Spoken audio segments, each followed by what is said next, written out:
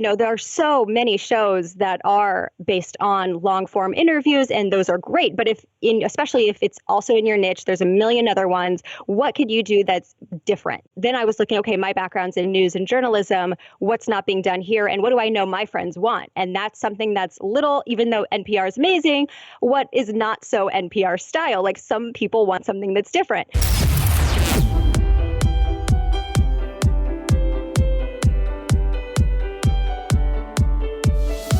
You are listening to the Podcast Report with Paul Colligan. Here's Paul. Very excited about this interview with Erica Mandy. Two things you want to track. Number one, it's an interesting model. A decade plus in podcasting, you hear over and over again, well, there's nothing new. There is new. Erica did this recently. It's an interesting model everyone should consider. Number two, it does change things, or at least it has the potential to change things. With the new announcements from Pandora and Spotify and Apple, the industry's changing. This is a model to change with it. Maybe you could play through, track both, think about it. Number two, we chat about New and Notable a bit. She got on the front page of iTunes, New and Notable. Listen to her numbers. Maybe not as big as you might have thought. I'll tell you this, not as big as when I got a client on New and Notable about, 18 months ago now? And this is the home page of New and Notable, not one of the, sub pages. Take a listen to that. Interesting stuff. I do have to apologize. My mic settings were off. This is not the best recording on my side. Any static you hear is me and not Erica doing a less than stellar job here. But Erica, it was great to have you on the show. We're going to get to the interview right after our tip of the week. Hey, Paul, what microphone should I get? Wrong question. What is your message? What are you telling your audience? What is it that makes you and your show unique? Once you figure that out, the microphone will come into play. But don't start with the tech. Start with the message, and you'll have a podcast that lasts. I'm on the Skype line with Erica Mandy. She does, God bless her, a daily news show. It is, at the moment, or at least last time we chatted, compiled by her, produced by her, performed by her, comes out 5 days a week. I thought, two things when I heard about this. One, she wasn't going to last. Well, we did this interview late enough that, guys, she's lasting.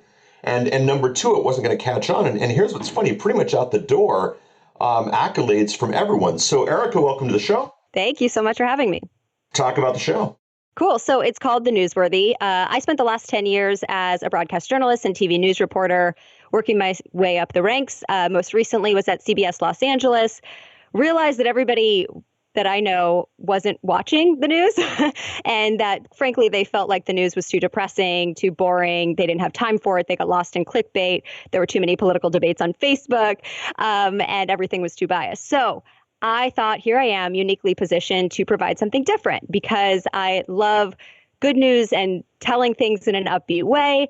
And I have this background in journalism. So long story short, I quit my job and started The Newsworthy.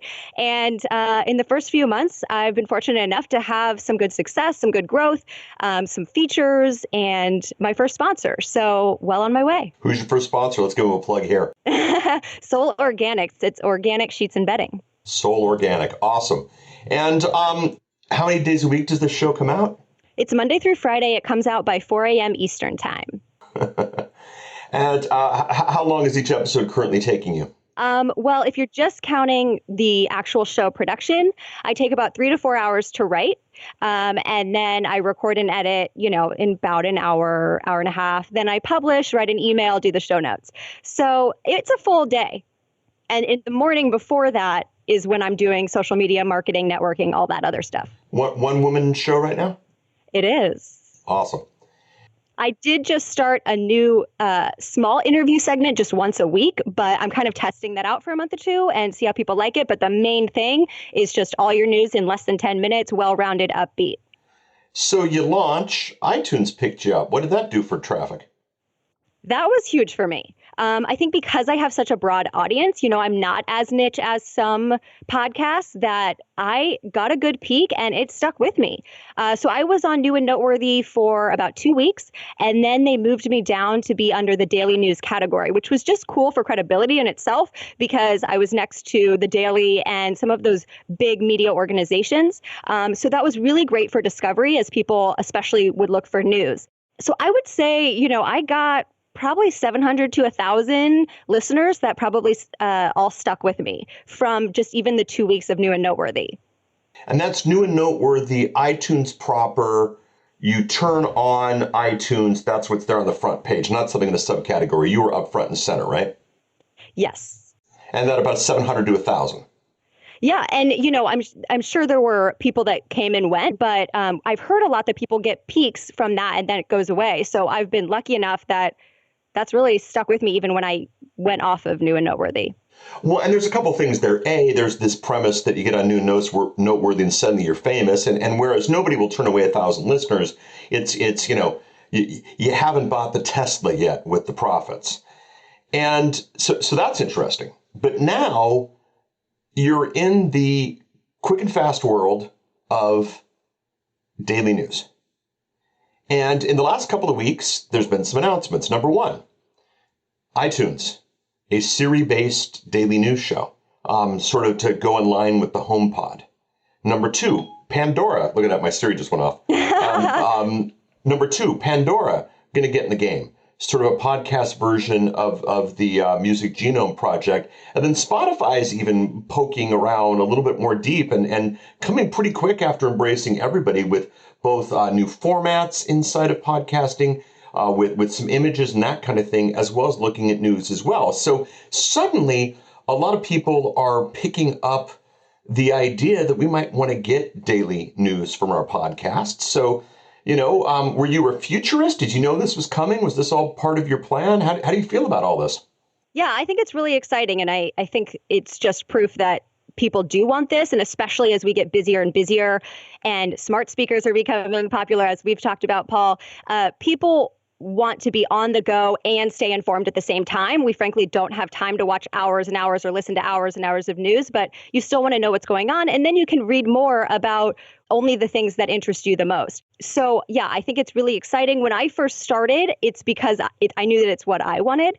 I wanted to be able to listen to something while I'm doing my makeup or, having coffee in the morning and not have to sit in front of my computer when I have a million other things going on. So I knew that at least, and that was what other people were telling me they wanted as well. And because there's so much potential with podcasts, like, okay, I can eventually turn it into a video and have it be multi-platform. It can be a podcast and it can be on the Amazon show or, a video version of Pandora or whatever. I think that the possibilities are endless. Whereas, I'm on the traditional track and it feels a lot more traditional. We tend to be behind when, traditional media, in my opinion, is a lot of times the last one to try to get on a trend, even though they're reporting on the trend. So yeah, I wanted to jump on it and make sure that I'm there and ready to be part of the news that's leading the way instead of trying to catch up all the time. Well, first, let's have some fun here. If Pandora or Spotify or Siri Podcasts were to want to get a hold of you, give us the website and give us the best way to get a hold of you. Yes, thank you. It's theNewsWorthy.com or ericamandy.com. And there's a contact form on there, or they can just email hello@theNewsWorthy.com. Beautiful. Now, in the online streaming television space, something that's happened pretty quickly that's been pretty interesting. Online streaming got most people fairly excited, but there were all these holdouts but I want my sports. That was the one thing that you really weren't going to be able to get in online TV. And lo and behold, it's now there. You can get your local stations between YouTube Live and Hulu Live and Sling.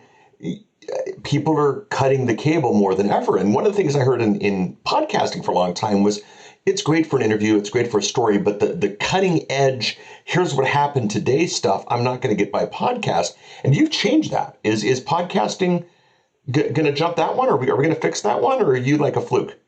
I definitely think that there is a whole path for this. I mean, as we've talked about with smart speakers, you want to start your morning, wake up, be informed while you're doing other things. You don't want to have to sit in front of the computer screen or the TV.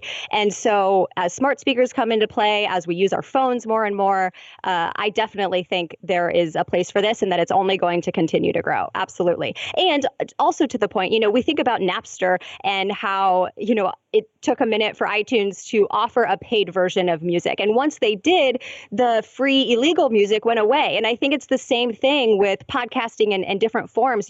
Once we can figure out how to offer it, people will jump on that. We have to get ahead of it. I think the smart speaker, I think the voice activated, I think the daily routine, I think the Pandora podcast genome project kind of thing. I think this comes together. Now, also in the last couple of months, it's been busy since we chatted at Podcast Movement. Recently, the iTunes stats, we get to look at how long people consume our content. You were sharing with me some numbers. How long are they consuming your show?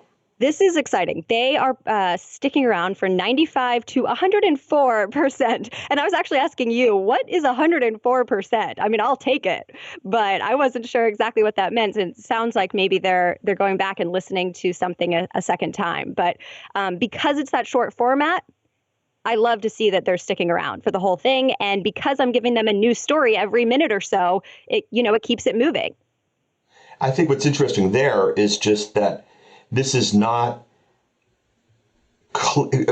you mentioned clickbait, and I wouldn't say this is necessarily accusing of being clickbait, but the same sort of thing, like if you listed 10 stories and somebody wanted to hear about story number 6, they're not going to listen to 100%. They're going to listen to a little bit. And the fact that they're consuming the whole show means that this format is viable, and that the numbers are there steadfast means that it's not just a one-off. It's an interesting new niche, I guess, if you will, or format or whatnot. Yeah. And the feedback I've gotten from people is that this is a great way to start their day and go into work feeling informed, or going into any conversation feeling informed. And again, on my show notes, I offer all the links to every article that I reference for the story. So if something interests you, you can always go back later and read more about it. I'm not saying mine has to be the only news you consume all day. Some people tell me it is, and that's fine, and that's great.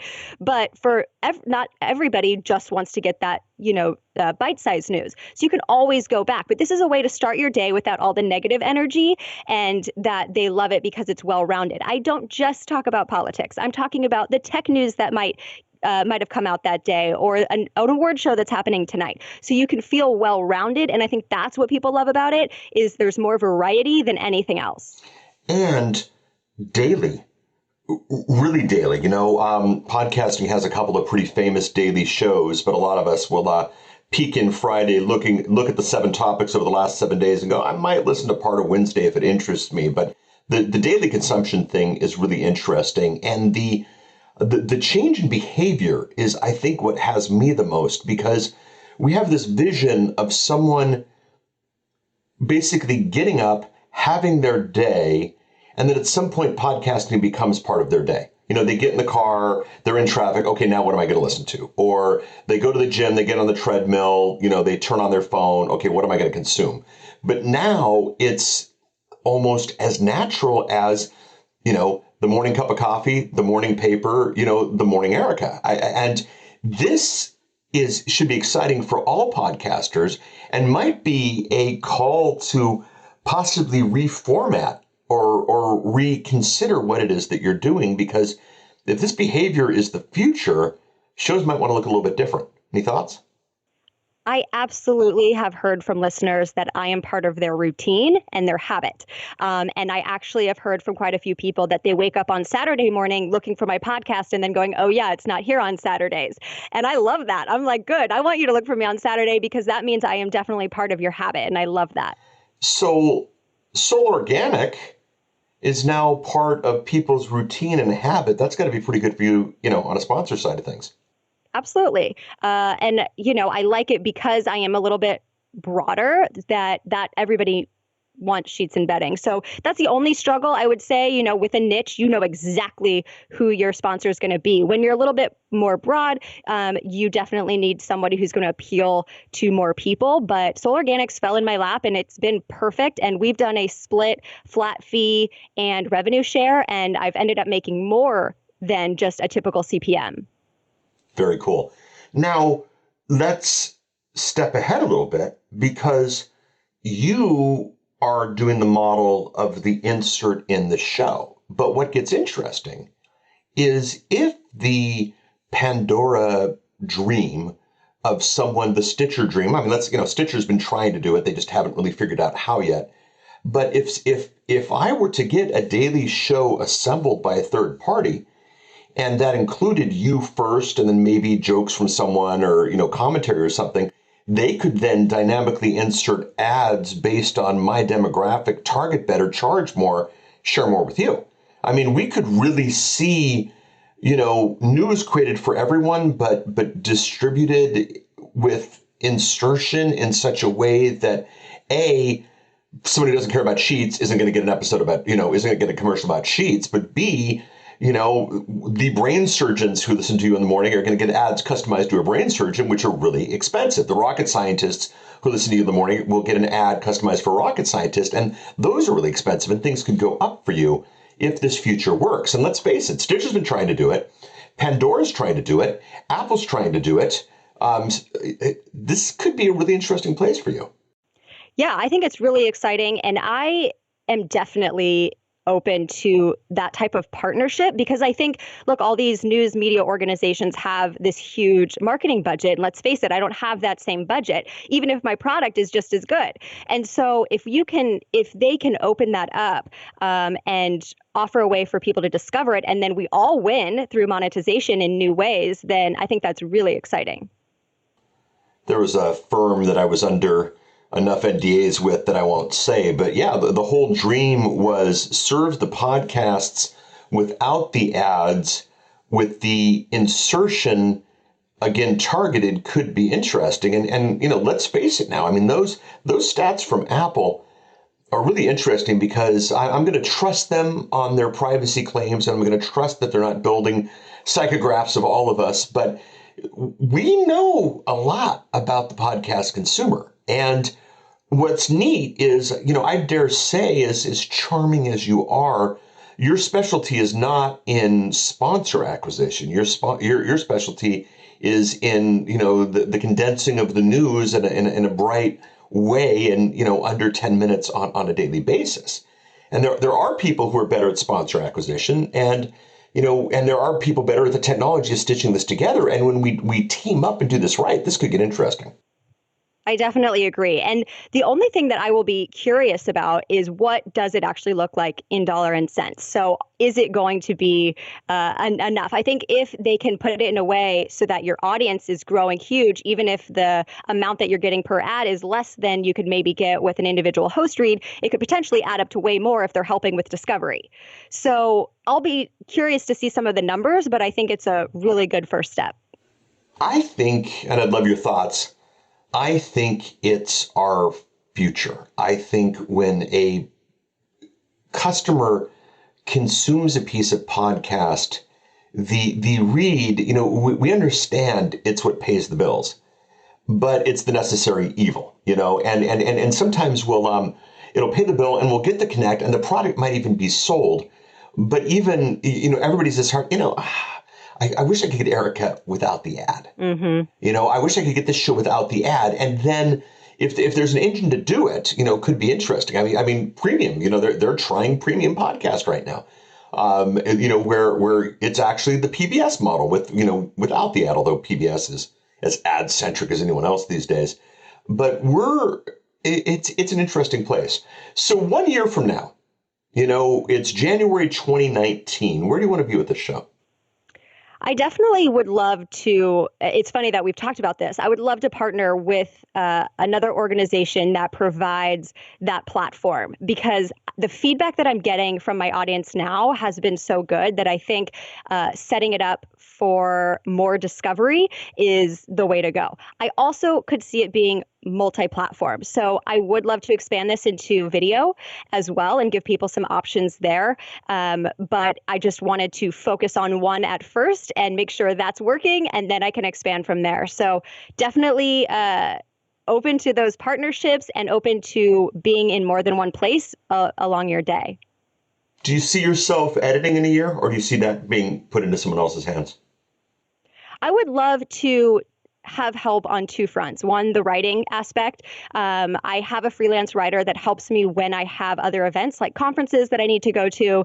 And then, so hiring someone like that more full time. And then I would love to have editing help as well. I would have to find somebody who's willing to do it, every night, because I publish at 1 a.m, West Coast, so Pacific time. So I would have to have someone that's willing to do it, because I think a lot of editors that I've talked to are used to the weekly show and give me 4 days and I'll get it back to you. So, my deadline's tight. No, maybe 5 editors, maybe the Monday editor, the Tuesday editor. Right. So yeah, I definitely want to have help so I can focus on more of the business and business development and marketing side of things. Interesting. I think this is an interesting space, Eric. And I think it's there's one story of just the production hustle that you represent, which is pleasant to watch, fun to listen to, and definitely, I think, encouraging to all the little guy and gal podcasters out there. But I think, secondly, I really do want everyone listening to this to consider the change in behavioral practices that I'm not going to say Erica brought it on, but I'm going to say that Erica's show represents and what that's there. And then from that change in behavior, the opportunity for assembly, the opportunity for, combining shows is not just possible. Podcasters love to chat about what's possible, but it's being done. iTunes is in the game. Stitcher has been dabbling in the game. Pandora's coming in, Spotify's coming in. And this is a step, and every podcaster should consider what these opportunities mean. And it's not just a thing of, it's not just the expansion of the show to the smart speaker, but it's the change in behavior, it's the change in opportunities, the change in access and what that means. Any final thoughts, or should we bring it all to a close? Yeah, I would just say that, when I started this, I looked at what wasn't already happening. There are so many shows that are based on long form interviews, and those are great. But especially if it's also in your niche, there's a million other ones. What could you do that's different? And so then I was looking, okay, my background's in news and journalism. What's not being done here? And what do I know my friends want? And that's something that's little, even though NPR is amazing, what is not so NPR style? Like, some people want something that's different. And so I would just encourage everybody to think about what they can do that's different than what's already being done. And especially as we grow onto different platforms and different media organizations and how we can partner with those, how can you offer them something that's different? Are you saying not all the good ideas have been taken for podcasting? Absolutely. Now, again, when did the show launch? August 28th was my trailer that came out. So I've been out for about 4 to 5 months. Okay. Yeah. So this is a new endeavor. This is not, and that's important. And you did it because no one else was doing it. And there will probably be some copycats, and I wouldn't recommend going up against Erica. She's a beast here. She's doing a fantastic job. But the lesson from Erica, there's still some options out there, and you can change some behaviors. You can join with the big boys. I think we're in a good space. Erica, thank you so much for coming on the show. Thank you so much, Paul. There's a bigger conversation here. I would love to have it with you. Thepodcastreport.com/137, thepodcastreport.com/Facebook, thepodcastreport.com/Twitter. Let's chat. Reach out to Mandy. Link to the podcast to her show, The Newsworthy, at thepodcastreport.com/137. We've also got links to what's happening at Pandora, what's happening at Spotify, what's happening with the Apple Siri podcast news runs. Lots of interesting stuff at thepodcastreport.com/137. I would like to continue this conversation with you. I'd like to hear from you. I'm sure Erica would like to hear from you. This is a big topic. Thrilled to bring Erica. We'll chat next week. Bye. We love the social interaction here at the Podcast Report. Thepodcastreport.com/Facebook, thepodcastreport.com/Twitter, thepodcastreport.com/insert social platform of your choice. We'd love to hear from you. Love to give you the chance to interact with other listeners of the show. Another thing we'd love to have you do is simply subscribe to the show. If you know what that means, great. Head out to the podcatcher of your choice and subscribe to the show. If you don't know what that means, basically all the big programs, iTunes, Google, Stitcher, all of these platforms give you the ability to subscribe to the show like you'd subscribe to a magazine or a newspaper. And then the minute a new episode comes out, it comes to you automatically. It comes to you without worries about spam or that type of thing. You don't have to visit the website. You don't have to go out to these platforms and see if there's something new. It comes to you automatically. Do that by subscribing. thepodcastreport.com/iTunes, thepodcastreport.com/TuneIn, thepodcastreport.com/Stitcher. You get the idea. Finally, last but not least, we do have an email address. It's thepodcastreport@outlook.com. We'd love to hear from you. Chat with you next week. Bye.